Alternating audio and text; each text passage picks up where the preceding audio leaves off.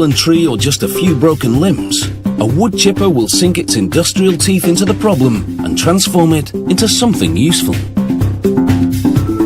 There are different kinds of chippers, but this one is a drum style. It has a feed wheel with serrated edges that draws wood into the revolving drum. Inside, knives tear into the wood, chopping it into little pieces. It's the supersized equivalent of a paper shredder. To make our chipping drum, rollers curl a rectangular steel sheet to transform it into a cylinder. The gap between the rollers determines the cylinder's diameter. After a few passes through the rollers, the ends of the rectangle meet and it becomes round.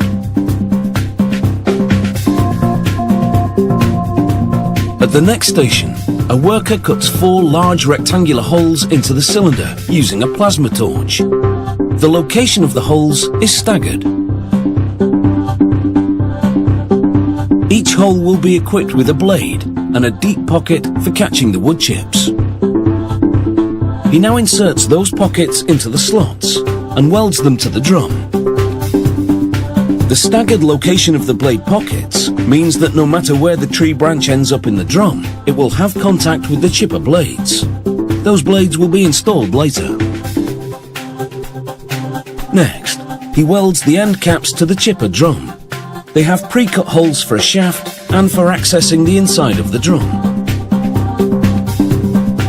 Then the drum spins and sensors pick up vibrations which would indicate an imbalance.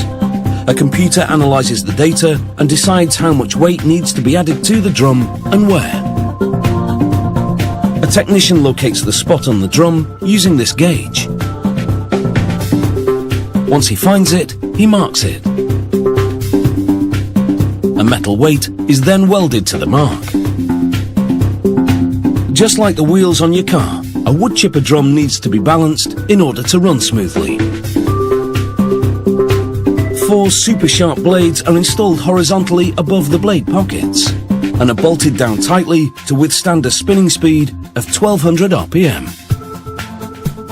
Once the drum has been equipped with a shaft and a fan for moving the wood chips out, it's lowered onto the base. A crane does the heavy lifting as a worker guides the shaft bearings into the mounts. Now he adds an upper housing to protect the bearings from debris. The cowl is next, readily equipped with a chute for ejecting the wood chips. They attach the hood to the base, and this encloses the wood chipper drum to keep the chipping action under wraps. Moving to the other side now, they install feed rollers and another chute. They activate the feed rollers by hand and check the distance between them and the chipper drum to confirm that there's adequate clearance. It's now time for its power plant, and a diesel engine is steered towards the chipper and lowered into position. They thread a drive belt around the engine pulley and link it to one that's been attached to the drum's side bearings. They complete that installation and install the tyres. The wood chipper now gets its primer and a coat of paint.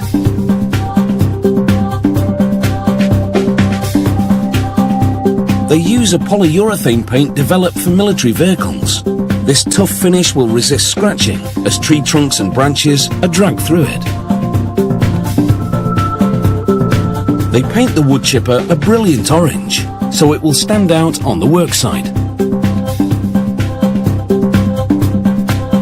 Once the paint has cured, they protect the drive belt with a metal cover.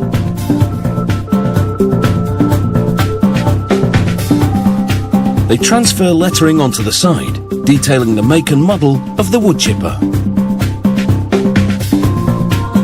After 9 days of work, the wood chipper is ready for action. And with its industrial